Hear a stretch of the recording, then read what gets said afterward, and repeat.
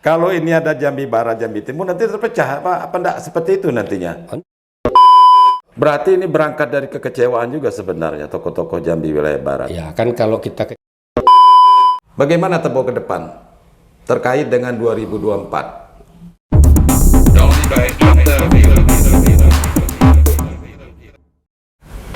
Halo semua, Assalamualaikum warahmatullahi wabarakatuh. Salam sejahtera buat Anda semua. Saudara, jumpa lagi dengan Dori by Interview. Saudara sekalian, saat ini saya sengaja mengundang ke studio kita yang sederhana ini Pak Samsu Rijal, yang lebih populer dengan panggilan Pak Idai atau Idai.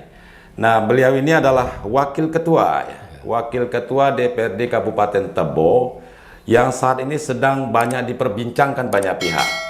Banyak diperbincangkan oleh para tokoh di Jambi ini, karena sejak beliau terpilih menjadi Ketua Forum Jambi Barat. Nah, Forum Jambi Barat adalah forum wilayah Jambi bagian barat gitu kan. Nah, supaya ini penonton kita paham dulu ini, karena Jambi ini ada dua wilayah, ada wilayah timur dan ada wilayah barat. Tetapi saat ini yang telah membentuk komunitas atau forum atau organisasi apapun namanya ini adalah Jambi Wilayah Barat.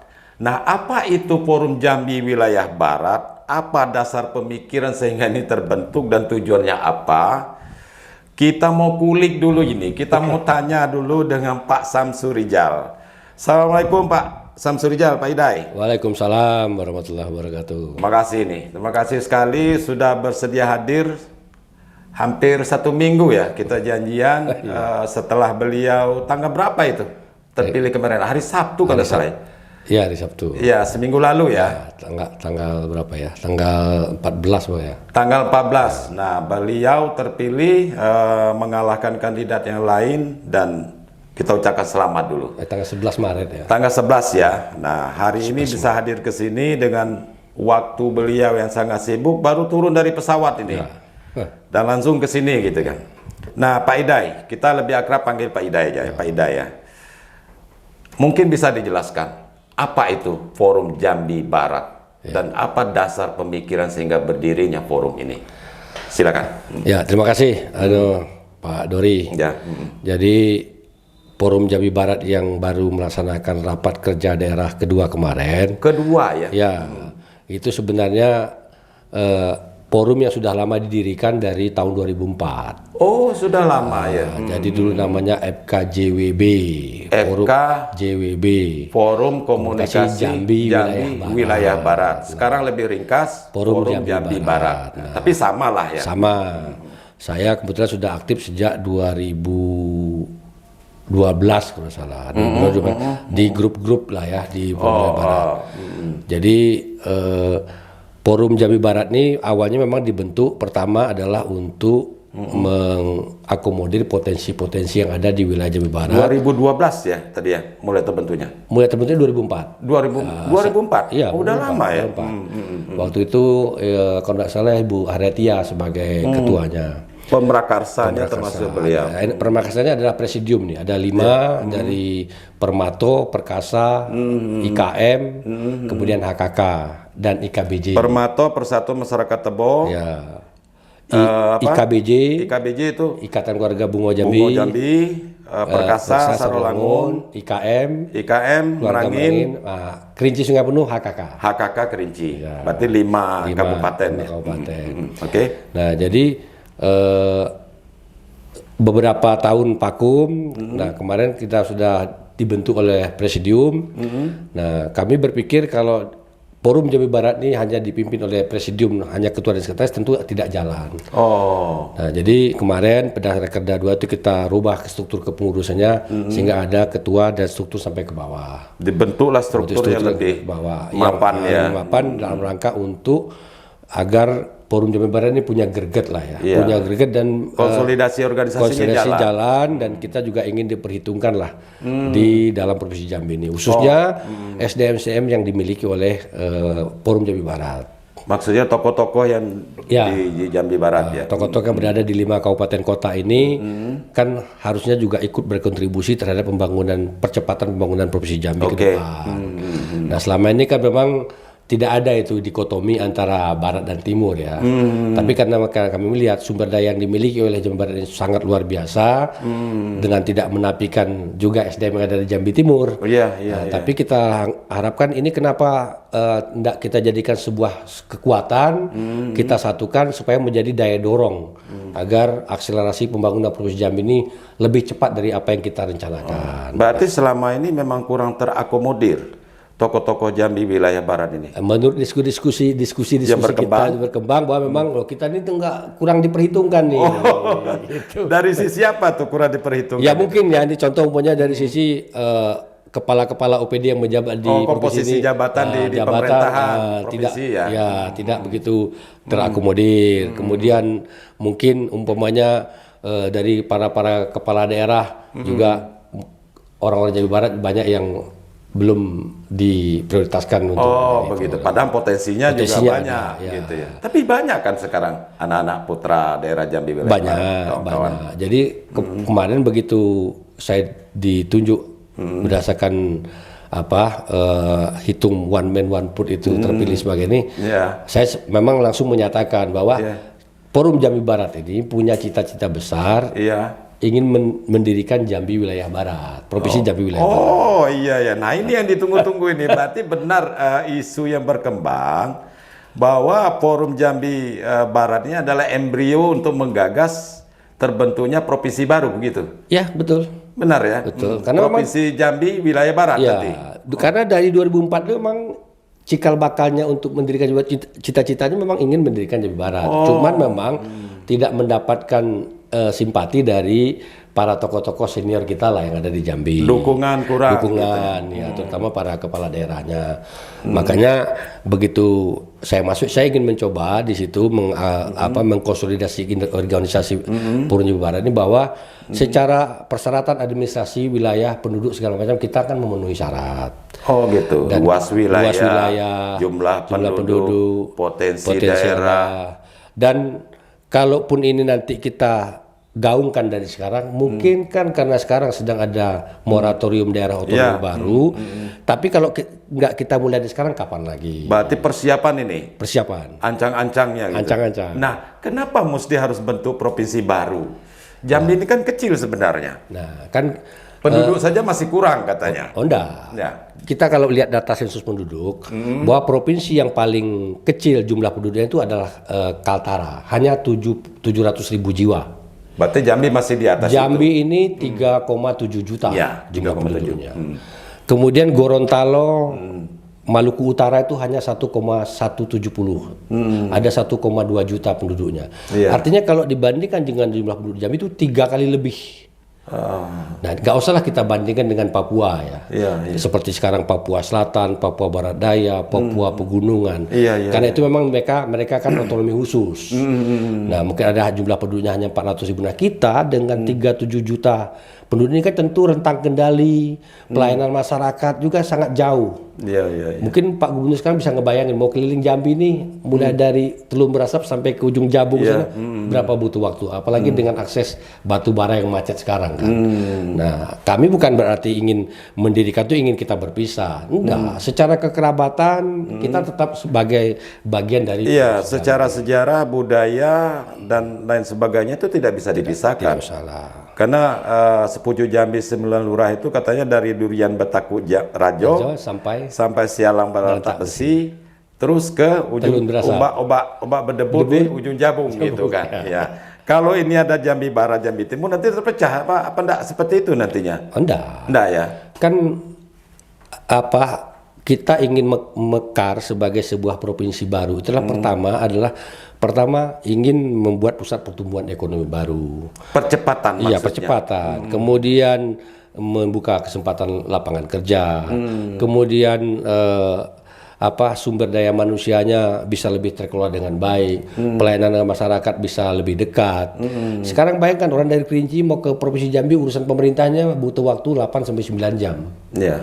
Nah, apa enggak begitu kita belah dua menjadi sebuah provinsi itu bukan berarti kita akan berkompetisi di dalam hal berlomba-lomba untuk percepatan pembangunan dan melayani masyarakat. Jadi artinya itu berkompetisi dalam kebaikan. Oh gitu. Iya. Kan ada salah. Oke, kamu Jambi Timur, kami Jawa Barat, kita sama-sama nih, mana yang lebih maju nih? Oh gitu. Mana yang lebih dengan sumber daya manusia, sumber daya alam yang kita miliki, tentu kan kita berlomba-lomba nih, ingin mensejahterakan masyarakat kita. Kalau sekarang kan banyak yang ternyata punya anggaran pembangunan tidak merata. Contohnya dulu janji-janji umpamanya 50 miliar satu kabupaten, tapi sampai sekarang begitu. Berarti dengan jumlah penduduk dan luas wilayah seperti yang ada saat ini akan terhambat kelancaran proses pembangunan itu. Bukan terhambat, lambat dia. Lambat jadi Terhambat karena luasnya itu. Karena luas wilayah, rentang kendali, kemudian pelayanan masyarakat tuh jauh dia. Jadi kita dekatkan. Jadi kalau umpamanya kita dekatkan pelayanan masyarakat tuh apapun cepat dia. Cepat, ya. Tapi kalau sekarang kalau lambat kan karena batu bara saja yang macet, Pak Ketua. Enggak juga. Enggak juga, contoh lah ya. Iya, Kami Jalan Jambi Tebo tuh dari dulu nggak pernah mulus tuh. Iya, iya, iya. Nah, cuma bayangkan Jalan Padang Lamo ya. Iya, Padang Lamo tuh selalu menjadi jualan, siapapun yang mau nyalon gubernur selalu menjadi jualan. Tapi pada akhirnya tetap saja Tetap seperti aja sampai sekarang, tetap Kampung aja. kita. Kampung kita. Tetap menjadi jualan politik. Iya, iya, iya, iya. Tapi tidak pernah selesai. Hanya 125 kilo. Iya, iya, iya. Berarti ini berangkat dari kekecewaan juga sebenarnya tokoh-tokoh Jambi wilayah barat. Ya kan kalau kita kecewa itu kan berarti kita harus ribut-ribut, enggak. Nah, ya. Nah, saya terbiasa begitu pribadi. Kalau saya tidak sesuai dengan itu ya kita bikin sendiri aja. Iya, iya, iya. Nggak usah begitu aja kita tuh menyerang, nggak bagus juga kan. Karena kita kan bagian dari sama-sama warga sepupu Jambi sebelah. Tapi ada kritik ini, ada kritik dari tokoh-tokoh kawan-kawan kita, senior-senior kita dari Jambi wilayah timur. Kenapa mesti harus dipecah Jambi ini? Apakah memang ada keterkaitan dengan persiapan Pilkada 2024, Pilgub? Oh, enggak. Enggak. Ada. Kan dibilang ya, embrio ini sudah mulai dari 2004. 2004 kamu kemarin lama diam, kita kena Covid. Ya. Harusnya kemarin presidium itu bergilir pada tahun 2020 rakerda pertama. 2 tahun terhambat Covid, nah baru bisa terlaksana kemarin. Sebenarnya kita tetap ingin mendorong, menyuarakan itu bagaimana ayo kita sama-sama nih tokoh-tokoh Jambi Barat kita bersatu, kita mulai dari bawah persiapan bagaimana supaya kita bisa menjadi provinsi sendiri. Iya, iya, iya. Enggak salah kok, Quran yang nggak boleh dirubah. Undang-undang kan dirubah orang. Apa sih? Sesuai kebutuhan. Iya, sesuai kebutuhan, nggak boleh ada zaman gitu ya. Bandara sudah ada 2 sana di Kerinci ada, di Bungo ada. Oh iya, ya benar. Artinya sudah memenuhi syarat. Sudah memenuhi syarat. Secara peraturan pemerintah tentang penataan wilayah, saya sudah baca-baca, untuk mendirikan sebuah provinsi sudah cukup syarat. Berarti tinggal nanti moratorium ini mungkin dicabut. Kalau kami berprinsip, kita tidak usah menunggu moratorium DOB itu dicabut dulu. Kan kita persiapkan dulu. Persiapkan dulu ini. Kita siapkan dukungan dari seluruh tokoh-tokoh yang ada di Jambi Barat. Begitu sudah siap kita hantarkan ke DPR RI. Nah, begitu moratorium dicabut kan barangnya sudah jadi itu. Iya. Kalau kita menunggu moratorium dicabut baru kita mulai, prosesnya panjang. Iya, artinya udah bersiap dari sekarang. Siap dari sekarang. Dan kita yakin kita siap dari sekarang pun mungkin 5-10 tahun ke depan baru akan. Bagaimana tanggapan Pak Gubernur Pak Al-Haris dengan forum ini? Ya kalau secara pemerintahan sih pasti mendukung lah ya, karena beliau kan butuh juga dukungan dari Jambi Barat. Kan? Iya. Tapi karena beliau tokoh Jambi Barat ya. Iya, tapi kan beliau juga, ini yang dipelesetkan oleh teman-teman media itu katanya. Iya, ada sempat berita. Dia mendoakan 2 periode, kata bukan begitu bahasa saya. Oh, bukan itu ya. Bahasa saya itu ini begini. mau saya tanyakan tadi nih. Kenapa Pak Idai waktu itu setelah terpilih ada statement mendoakan atau berharap Pak Al-Haris jadi gubernur 2 periode. Jadi saya luruskan nih. Itu karena dia pinter ya teman-teman media. Saya bilang, ini kita Forum Jambi Barat bercita-cita ingin mendirikan Jambi wilayah barat. Seandainya Provinsi Jambi wilayah barat. Seandainya Pak Haris itu sukses 2 periode di Jambi Timur ini, bisa pula nyalon gubernur lagi di Jambi Barat. Oh, begitu ya. Bukan langsung mendukung ya. Bukan. Pertanyaannya nanti apakah memang Pak Haris ada di Bali ini?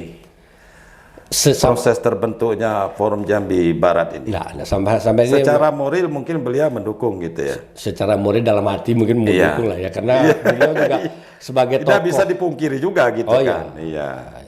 Artinya ini kan bagaimanapun kan ada telah terbangun dengan sendirinya sentimen kedaerahan. Ini yang kita khawatirkan. Sementara pemilu 2024 pilkada sudah di ambang pintu. Apakah ini nanti tidak akan berimbas ke sana? Enggak lah.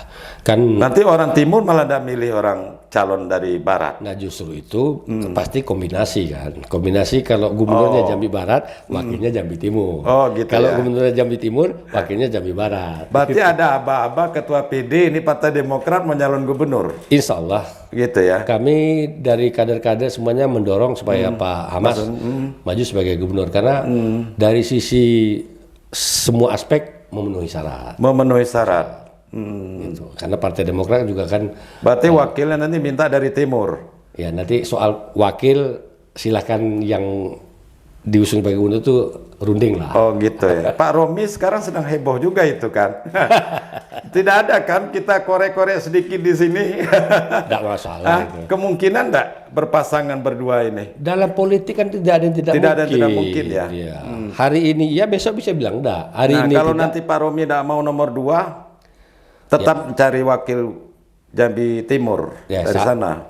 Kalau menjawab soal nomor 1 kan bukan kapasitas saya karena saya hanya sebagai apa Iya, sebagai apa yang kami serahkan kepada pengantinnya lah. Iya. Sekedar informasi saudara sekalian, Pak Ida ini juga sekjen ya. Ya. Sekjen Partai Demokrat Provinsi Jambi. Oke, Pak Ida silakan tadi gimana? Untuk Pak Hamas. Iya, Pak Mas. Ya, saya udah sering berdiskusi. Saya bilang Pak Ketua mau maju nomor 1 atau nomor 2. Beliau belum mau jawab. Oh, belum menjawab. Ya, saya bilang makanya sekarang silakan semua bersosialisasi. Nanti kita lihat aja hasil survei. Kalau Demokrat tetap berpegang pada hasil survei. Kan nanti kita lihat simulasinya kan. Iya. Simulasi nomor 1 2 survei berapa elektabilitasnya, popularitasnya. Kan gitu. Iya. Nanti siapa yang simulasi mana yang tertinggi itulah yang kita akan dukung gitu. Iya. Berarti kan memang ada keterkaitan dengan masalah politik ke depan kan. Eskalasi politik Pilkada 2024 FJB ini. Mulai dari sekarang diproklamirkan ini. Enggak. Tidak hanya itu. Murni memang tidak ada kaitannya dengan eskalasi politik jelang pemilu 2024. Memang murni ini hanya meneruskan estafet kepemimpinan dari 2004. Ya. Dulu presidium dipimpin, saya mengkritis nih bahwa kalau Forum Jambi Baratnya hanya dipimpin oleh presidium, ya nggak ada gregetnya. Ya udah kita bentuklah struktur kepengurusan lengkap. Bahkan ada usul dari beberapa teman, udah kita buat aja kementerian di bawahnya, menteri ini, menteri. Saya bilang, waduh, Sudah bentuk kabinet ini. nanti kita Iya. saya bilang enggak lah, kita tetap sebagai organisasi yang biasa. Iya. Yang penting bagaimana kita memainkan Forum Jambi Barat ini bisa diperhitungkan di kancah politik Provinsi Jambi umumnya. Berarti selama ini kurang diperhitungkan. Ya kan karena Bukankah tokoh-tokoh Jambi wilayah Barat selama ini yang lebih banyak tampil? betul, cuman kan tidak terkonsolidasi dengan baik. Oh, Makanya kita terkonsolidasi dengan baik sehingga bisa kita komunikasikan bahwa potensi ini potensi bisa lebih di sini, potensi di sini gitu. ditempatkan ya, pada posisi yang sebenarnya Iya. begitu. Kira-kira seperti itu bahasa ya. kerennya bargaining position kita Iya, lebih bargaining kuat. position kita. Wah, kembali ini masalah loka ini kan. Masa kekuasaan. Kira-kira ini Provinsi Jambi wilayah Barat nanti kalau menteruju sudah ada rancangan nama enggak? Apa namanya? Memang itu namanya? Ya, kalau soal nama kan nanti kan kita harus berbicara dengan seluruh tokoh-tokoh adat, tokoh masyarakat yang ada di Jambi Barat, apa sih yang bagusnya namanya. Tapi paling tidak sekarang ini kita hanya menginisiasi bahwa kami yang ada dalam Forum Jambi Barat ini bercita-cita ingin melahirkan sebuah provinsi Jambi yang berada di wilayah Barat. Iya. Tempo hari sempat saya baca di media sosial, bahkan di media online saya baca, ada keterlibatan Dharmasraya di sana Sumatera Barat. Oh enggak. Beda itu? Itu beda lagi. Oh, itu beda kan lagi. itu kan namanya Sumatera Tengah. Oh. Jadi dia mengambil wilayah Sumatera Barat, wilayah Bengkulu, kemudian wilayah Riau kalau tidak salah. Riau. Ya. Saya bilang kita mau mecah dalam satu provinsi aja berat, apalagi mau mecah mengambil wilayah sampai Provinsi 3 lain. provinsi gitu. Kita mau mecah provinsi Jambi jadi 2 aja prosesnya cukup panjang. Apalagi mau melibatkan Iya, iya, 3 iya. provinsi. Itu mungkin sangat jauh. Tapi suratnya sudah sampai ke presiden. Sudah. Sudah. Oh, berarti kita bukan bagian dari Bukan, itu ya. bukan. Kira-kira ini nanti kita berandai-andai kalau Provinsi Jambi wilayah Barat ini apapun nanti namanya, yang diusulkan menjadi pusat ibu kotanya di mana? Ya kalau saya kan melihat nih, kita melihat secara objektif yang cukup dari segala persyaratan Muara Bungo. Morobungo. Tapi ada teman-teman bilang Kerinci. Tapi kan kita lihat kalau Kerinci kan potensi gempa karena di sana ada gunung kan lebih. Tapi kalau di Muara Bungo ini pusat gempa jauh. Iya. Bandara sudah ada. Seperti IKN lah gitu ya. Ya, sudah siap nih. Iya, siap, Bungo saja. Cuman kita nggak usah bicara dulu di mana pusat provinsinya supaya tidak ada kontra antara kita. Kita Tapi pokoknya setidaknya sekarang kan sudah mulai katanya udah persiapan deh, Sudah. rancang dulu. sudah gitu ya. kan. Kalau kita tetap Muara Bungo itu adalah posisi yang paling strategis. Ya. Karena kalau umpamanya kita mengambil tengah-tengah Merangin umpamanya. Iya. Merangin itu kan umpamanya di sana ada geopark. Iya, iya. Kemudian di mana lapangan terbangnya? Kalau sekarang kan Muara Bungo lapangan terbangnya sudah ada. Dari sisi geografis Tebo memang pas, Bungo memang tak memang setengah pas ya. ya. Bukan berarti karena dekat dengan Tebo ya. Iya. Dalam hal bicara soal kemajuan daerah, sentimen etnis harus kita Harus ya. Kita belakangkan dulu. Iya, iya, iya. Ego sektoral kita buang jauh-jauh dulu. Mari kita duduk sama-sama di mana yang paling pas dari berbagai aspek ekonomi, sosial, budaya, pertahanan, keamanan semuanya lah. Dilihat secara objektif. Secara objektif. Iya, iya, iya, iya. Berarti nanti ya mudah-mudahan di Bungo kan kalau begitu jadinya kan. Mudah-mudahan. Iya, Pak Idai. Ya. Ini sebelum kita lanjut ke pertanyaan berikutnya, saya masih tergelitik dengan provinsi baru ini tadi. Bagaimana dengan Jambi wilayah timur nanti dia akan membentuk forum juga dan membentuk provinsi baru juga, pastikan begitu. Enggak lah. Kalau semuanya nanti kita mekar, Bukankah ini akan terjadi sentimen kedaerahan? saya rasa enggak lah. Itu Tidak kan ya? makanya kadang-kadang dalam grup dulu beberapa tahun saya bilang, kenapa kita nggak boleh berpisah, kita nggak boleh terpecah-pecah. Ini kan bukan barang pecah belah ini. Iya, iya. Bukan berarti kalau kita berpisah itu kita berpecah-pecah, enggak. Contoh saya yang sudah sampaikan saya ini, bapak saya orang Mersam Batanghari, ibu saya orang Tebu Ulu, Iya, yang terlengkap.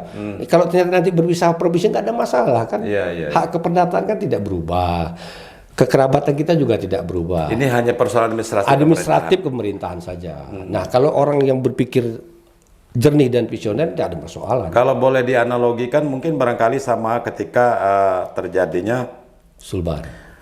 pengembangan kabupaten-kabupaten Iya. yang dulu tahun 99 Ya, ya. Tanjak Barat, Tanjak Timur. Iya, Bungo Tebo jadi Bungo dan Tebo, Sarko, Merangis, Mungkin- Sarolangun. Coba kalau Akhirnya jadi maju dan berkembang kan, kalau nggak kita majukan belum maju seperti sekarang kan. gitu ya. Nah, begitu juga Jamin kalau kita nanti kita majukan ada gubernur sendiri di sana, ada Kapolda di sana, ada Korem di sana. Iya, iya. Ya semua lengkap fasilitasnya. Infrastrukturnya jauh lebih cepat terrealisasikan. Gitu. Kenapa kita tidak berpikir tokoh-tokoh Jambi Barat ini bersama-sama dengan tokoh Jambi wilayah timur berpikir bersama bagaimana caranya memajukan Jambi ini? Karena APBD kita juga sangat kecil ini. Ya. APBD provinsi ya. Dibanding Pulau Jawa mungkin sama dengan kabupatennya, bahkan di bawah sebuah kabupatennya gitu kan. Kenapa kita tidak bersama-sama memikirkan itu? Mungkin ada sesuatu yang belum terjawab atau belum terpecahkan. Kalau Atau sudah pernah dicoba selama ini? secara menurut pandangan saya pribadi bahwa ini kan sudah kita jalani sekian puluh tahun Provinsi Jambi ini berdiri. Ternyata tetap seperti itu. Ternyata tetap aja kan yang tertinggal tetap aja tertinggal. Jadi disparitas pembangunan tuh semakin nampak gitu loh. Nah, umpamanya yang wilayah barat contoh umpamanya seperti kami Tebo tadi saya bilang Jalan Padang Lamo itu sudah berapa tahun. 125 kilo itu paling kalau dihitung cuma 350 miliar. Iya. Tapi kenapa nggak selesai sampai 15 tahun gitu. Bikin jalur khusus batubara lebih dari itu biaya. Ini kalau saya bicara soal batubara nanti dikira mengkritik enggak juga lah kita. Iya. Walaupun saya setiap minggu itu lalu lintas saya Tebo Jambi itu saya nikmatin saja lah. Nikmat ya. Itu Saya dari- baru pulang ini menikmatin.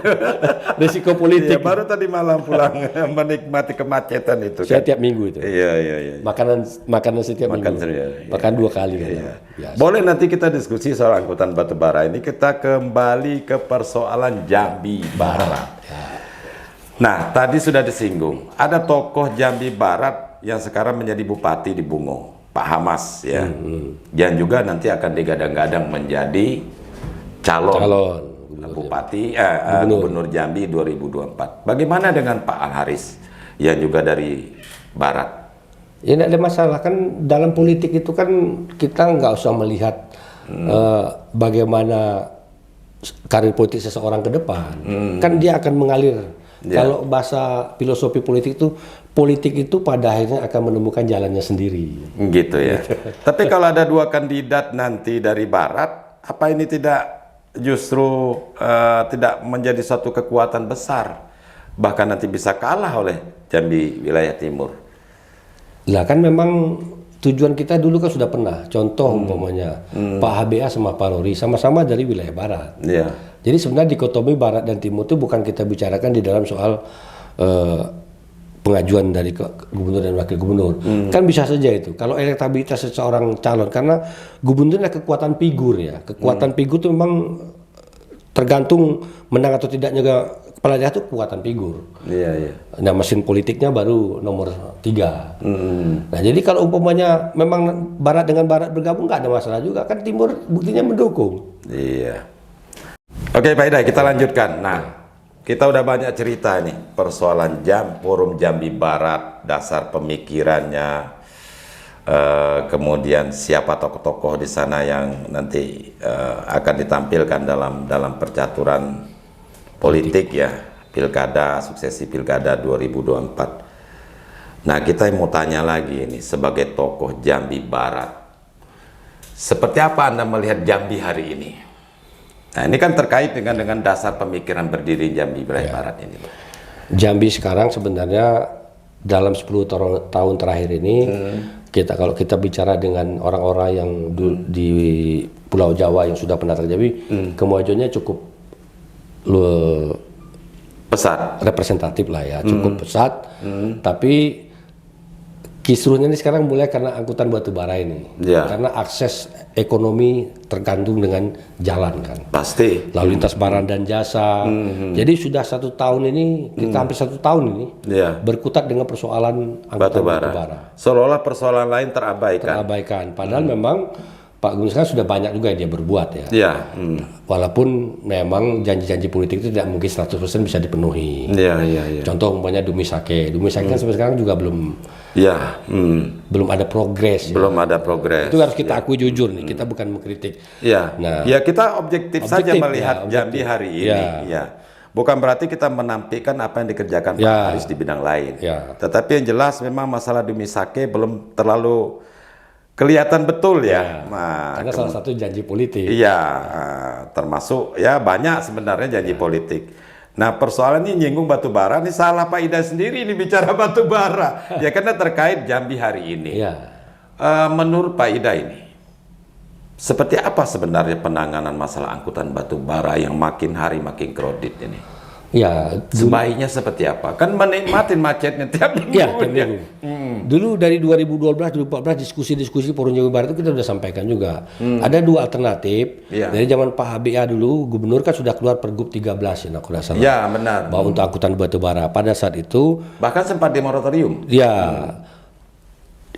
bangun jalan batubara oleh konsorsium. Iya. Tapi saya bilang, nah ada 2 alternatif kalau menurut saya pribadi nih. Yang pertama tadi kan jalan sungai nih Iya, banyak yang menolak nih. Sebenarnya kalau dari akses multiplier effect, jalan sungai ini lebih efektif. dan lebih menguntungkan secara ekonomis. Iya. Jadi ekosistem sungainya bisa kembali pulih. Iya, ekonomi sepanjang das juga jalan bisa hidup kembali. berimbas, ya. Pasirnya juga kita bisa jual dengan nilai ekonomis. Tapi banyak pro kontra. Banyak pro kontra. Kalau bagaimana kalau airnya surut, Nah itu kan bisa diperhitungkan oleh orang bagian dari Balai Sungai kan. Nah, tapi ada satu lagi nih yang saya sampai sekarang belum terjawab. Bahwa jalan koridor, koridor WKS Merlung itu ada tembus kilometer 72, kenapa nggak bisa diambil alih oleh pemerintah provinsi, diserahkan kepada konsorsium. Iya. Karena apa? Orang mau lewat situ harus bayar $3, $4 per ton. Itu dari 2013. Padahal itu jalan tuh dari Simpang Niam. Artinya meningkatkan cost jadi bagi mereka. Bukan, artinya sekarang itu kalau orang mau lewat situ bayar dengan WKS. Iya. $3. Maksud saya kenapa jalan itu nggak diambil oleh pemerintah, diserahkan kepada konsorsium batubara, dirawat bersama. Dirawat bersama. WKS juga bisa lewat di sana. Wilayah tidak usah bayar lagi karena dia yang punya. Gitu. Cuman hari ini kita masih kalah nih dengan swasta. Ya memang butuh kecerdasan kepala daerah sebenarnya di sini. Termasuk jalan khusus. Nah ini batubara. Kita seperti dinabobokkan saja selama ini. Padahal sudah jelas dalam aturan itu tambang bisa operasional dengan jalur khusus. Sementara jalan umum ini tidak bisa digunakan selamanya seperti itu dan sampai kapan. Cost-nya pun bisa bertambah terus. Dan akhirnya uang yang didapat itu hanya untuk memperbaiki jalan. Nggak cukup. Nggak cukup malah. Kan sudah dihitung. Perbaikan jalan yang rusak itu 1,2 triliun. 1,2. Ya. Terus reklamasi tambang Jambinya itu juga nggak sesuai untuk menutupin bekas-bekas tambang. Memang ini dilematis nih. Income yang didapat daerah juga dari tambang ini juga malah separuhnya dari AP. Nggak ada apa-apa, kita cuma dapat karena batu bara perkebunan itu memang sudah ada Undang-Undang 28 kalau salah, ada 4 jenis pajak yang ditarik oleh pemerintah. Itu kita nggak bisa apa-apa lagi, daerah tidak berdaya. Seperti perkebunan, dia bangun pabrik itu kita nggak dapat apa-apa, kita hanya dapat masalahnya saja. Jalan hancur, polusi udara, kemudian kadang-kadang buang limbah ke sungai, itulah yang kita dapat. Uangnya nggak kita dapat. Kita nggak bisa menarik retribusi dalam bentuk apapun. Berarti hanya jadi penonton? Hanya jadi penonton. Itulah yang kami hadapi. Seperti di Tebo itu ada kurang lebih 7 pabrik kelapa sawit itu yang selalu datang masalah silih berganti. Dengan masyarakat, dengan soal pekerja, dengan serikat pekerjanya, dengan soal upah. Dan itu yang kita selesaikan. Nah, pernahkah ini didiskusikan oleh para tokoh di Forum Jambi Barat ini? Seluruh persoalan Jambi pasti sudah pernah kita diskusikan, tapi belum dalam forum-forum yang resmi. Karena apa? Ketika kita membuka forum resmi untuk berdiskusi, nanti merasa ada yang merasa dipojokkan. Padahal kan tujuan kita tidak. Sebenarnya kalau kita ingin diskusi ilmiah, kita berbicara apa aja itu bebas. Harus lepaskan dulu kepentingan kelompok. Bebas. Karena apa? Kita bicara objektif demi kemajuan Jambi sama-sama yang kita cintai. Nah, apa yang direkomendasikan oleh Forum Jambi Barat ini terhadap persoalan Jambi sekarang ini? Terutama problem masalah angkutan batu bara. Dalam rakerda kemarin ada dibicarakan itu. Ada 13 poin itu. Salah satunya minta hentikan jalan batu bara yang melewati jalan nasional sebelum ada jalan khusus. Tapi kenyataannya sekarang? Kenyataannya kan masih buka tutup. Ini masih ada bargaining terus ini. Kita nggak ngerti ada apa ini. Kalau kita cerita di sini nanti katanya terlalu rewel ya. Padahal ini problem kita. Yang kita hadapi sekarang ini seperti itu gitu kan, dan lagi-lagi masyarakat harus mengalah jadinya. Itu tadi kan kemarin yang dapat cerita bahwa ada pula entah benar atau enggak, karena saya di luar daerah, katanya masyarakat yang harus jalan khusus. jadi udah kacau ini. Jadi logika berpikir kita sudah terbalik-balik. Mana yang benar, mana yang salah gitu. Masyarakat justru jadi bingung sekarang. Sementara persoalan ini makin lama makin ruwet. Ya, salah satu faktor terjadinya inflasi yang cukup tinggi juga karena itu. Itu daya beli masyarakat. Dan faktor keamanan masyarakat juga terganggu. Keselamatan apalagi. Sudah banyak korban. Nah, kalau kita ceritakan ini panjang diskusi kita soal batu bara ini. Dan memang masyarakat kita sedang menunggu apa sih solusi yang tepat. Oke, kembali ke Jambi wilayah Barat. Pak Idai, bagaimana tanggapan Pak Ida terhadap kritik para tokoh dari Jambi wilayah Timur? Kenapa harus membuat Jambi wilayah Barat? Kenapa? Kembali ke tadi, kenapa tidak Jambi secara utuh kita bicarakan bagaimana meningkatkan pembangunan yang ada di Jambi ini? Kalau hanya persoalan itu tadi, ketidakpuasan, percepatan.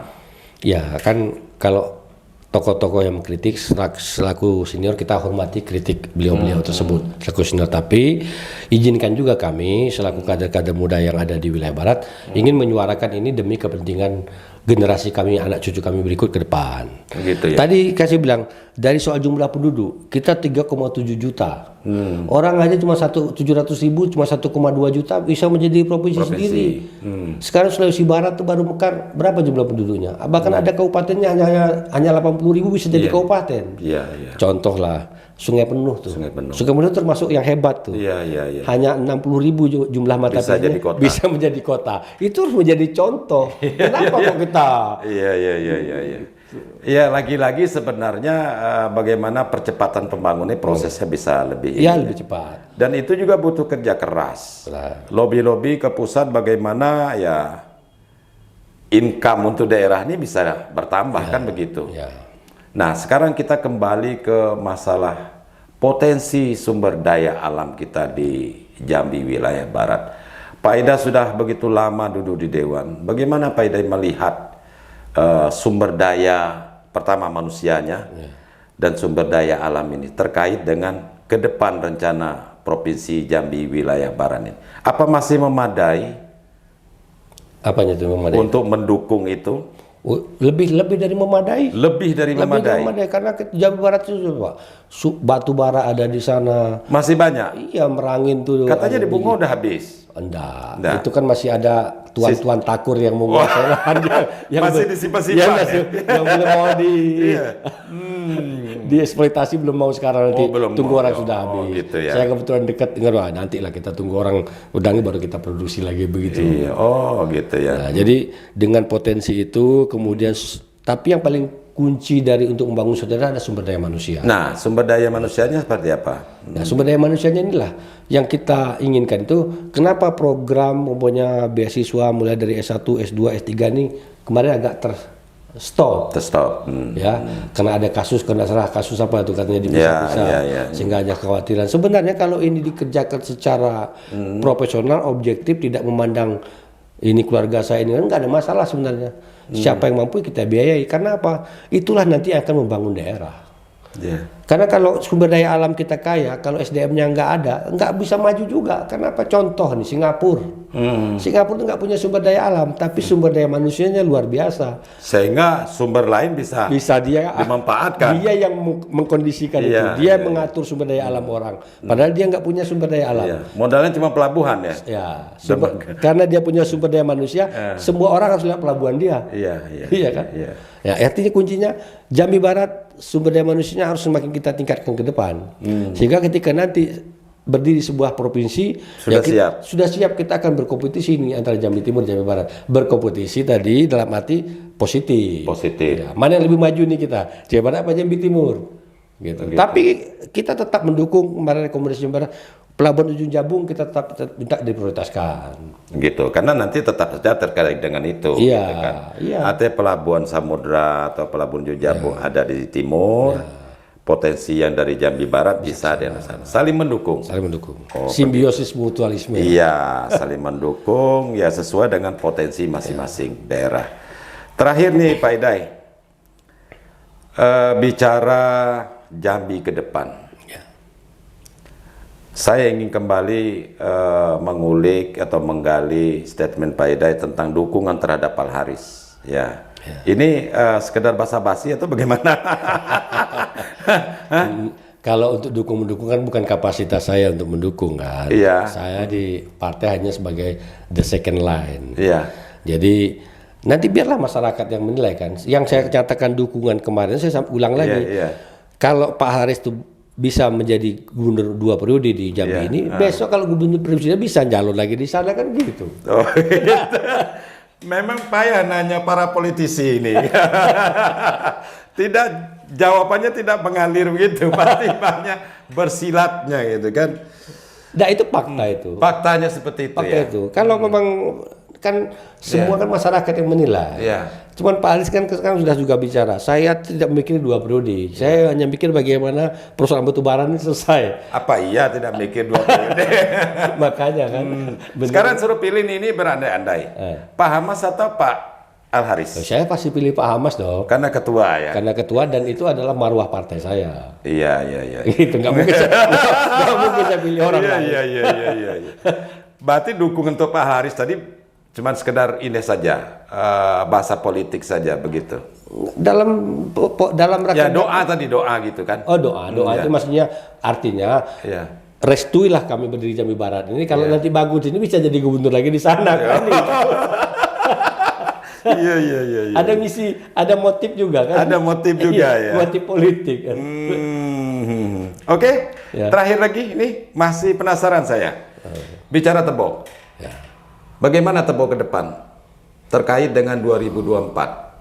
Ya, saya memang Tebo ke depan. Harus semangat ya, harus semangat Oh ngomongnya. iya, untuk Tebo ke depan itu saya ingin memang harus orang-orang Tebo yang potensial lah, memimpin Tebo yang memang punya nawa itu yang bagus lah untuk membangun Tebo.